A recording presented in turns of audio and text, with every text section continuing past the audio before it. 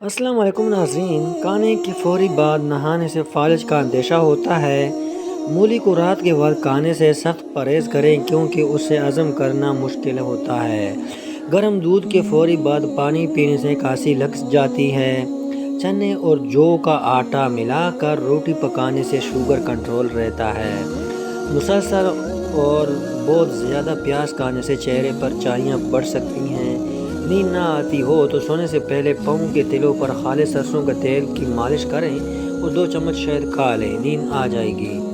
آم اور رسوڑے کا اچار کھانے کے بعد پانی پینے سے نزلہ زکام اور کھانسی سخت اندیشہ ہوتا ہے۔ ساگ پکانے سے قبل اگر اسے کھولتے پانی میں ابال لیا جائے تو لذت بڑھ جاتی ہے۔ رات سونے سے قبل کمرے میں نیل رنگ کا بلب جلائیں، ایسے کرنے سے مچھر کمرے میں نہیں آتے ہیں۔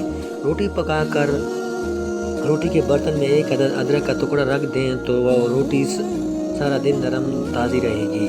چائے اور دہی ایک ساتھ نہیں کھانا چاہیے۔ جب یہ دونوں پیٹ میں ایک ساتھ ملتی ہیں تو نظام ہضم کو درست کہتے ہیں۔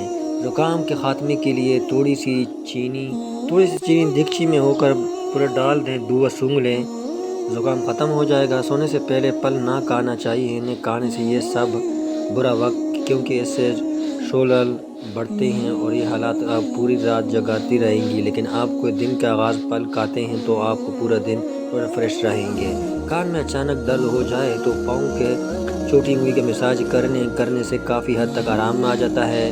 مونگ پھلی کھانے کے بعد پانی پینے سے گریز کرنا چاہیے کیونکہ اس کے نیچے میں کھانسی اور گلے کی خارش ہو سکتی ہے۔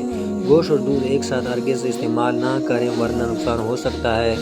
اگر تھوڑی سی کام سے تھکن ہو جائے تو مکھانے کشمکش استعمال کریں۔ صبح سورج نکلنے سے 1 چوٹی کچے چاول پھونک لیں، جگر مضبوط ہوتا ہے۔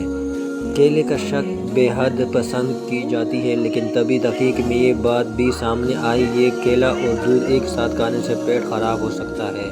اگر مہوری کے دنوں میں پیٹ اور ٹانگوں میں درد ہوتا ہے تو نیم کے پتے اور ادرک کا رس ملا کر پینے سے آرام آ جاتا ہے۔ انڈے اور کیلے ایک ساتھ کھانے کی عادت جسم کے لیے نہایت نقصان دہ ثابت ہو سکتی ہے۔ کوئی بھی چیز تلی ہوئی، کڑی ہوئی یا 2 یا 3 بوند لیموں کے رس کا ڈال دیں تو تلی ہوئی چیز کم جذب ہوگی، یعنی تیل کم جذب ہوگا۔ بلغم میں پسینے کا شدت میں کمی کے لیے نہانے کے بعد بلغم میں پٹری کا 1 ٹکڑا پھیر لیں، پھر وہی پانی بہائیں، مسئلہ دور ہوگا۔